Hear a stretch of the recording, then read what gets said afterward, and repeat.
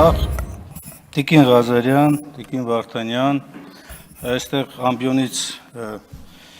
հնչեցնելու համար պարտադիր չէ, որ կեղծեք, իրականությունը սուտ ասեք, եթե դուք մի քիչ ուսումնասիրեք, տեսնեք, որ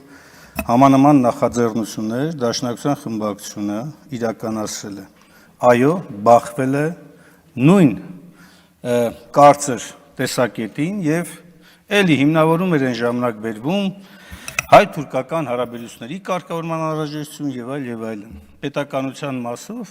զինանշանի նկատմամբ անարգանքը քրեականացնելու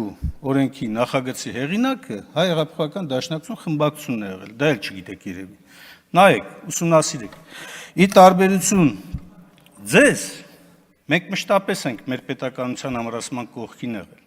Եվ երբ որ պարոն Կոնջորյանը այստեղից վկայակոչում է եւ հայտարարում է Դաշնակցությունը այլևս անելիք չունի ու այսպես անպագորգոր բան, դուք ճիշտ եք ասում, ձեր ուրացման պայմաններում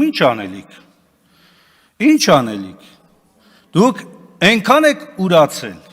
ու շարունակում եք, որ ինձ թվում է հայոց պետականությունը կործանելու տեսակետից միակ անելիքը ձերն է մնացել, եւ սա այն ուժերի ու այն խմբերի ցանկությունն է, որը շարունակում են պաշտպանել ձեզ, պահպանել ձեզ եւ անընդհատ մղել նոր հայոց պետականությունը թուլացնելու վարքագծի։ Ինչ է նշանակում ազգային ժողովի բարձր ամբիոնը օգտագործել ոչ միայն այլանդակելու հայոց պատմության անցյալը, ոչ միայն աղավաղելու, այլ նաեւ ամեն ինչ անելու, որպեսզի հայոց պետականության հենասյուներ հանդիսացող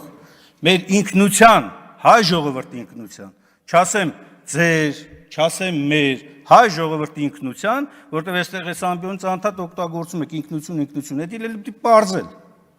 պետք է պարզել իսկապես էլի, ով է հայ ժողովրդի ինքնության մաս դարձել։ Եվ այս ամբիոնը օգտագործելով անընդհատ ինքնությունը թիրախավորելով հանդերձ, հարվածել ինքնությանը,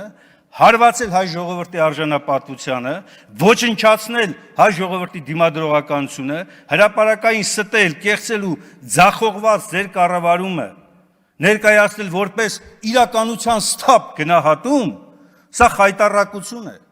սա պետականություն հենց կործանելու ուղիղ ճանապարհ է։ Եթե դուք ասում եք ինքնահայեցման մասին, իսկ դուք երբ եք ինքնահայեցել։ Եվ ինքնահայեցողը կելնիստեղից կանգնի ու կասի, որ մենք վերատեսության ենթարկեցինք մեր մոտեցումները եւ գտանք, որ օրինակ Արցախը այլևս Ադրբեջան է, սա է ձեր ինքնահայեցումը։ Սա է ձեր ինքնահայեցումը, երբ որ ելնում եք այստեղից եւ նահատակների մասին այնպես եք խոսում կամ բանակցությունների ձախողման մասին կեղծ վերագրումներ եք անում ընդդիմությանը։ Իշխանությունը դուք եք եղել եւ պատասխանատուն դուք եք։ Եվ պատասխանատվություն կրողնել եք դուք լինելու, իշխանապողությունից հետո էլ, այո, արդար դատական համակարգով ամեն մեկը ստանալու է իր պատասխանատվությունը։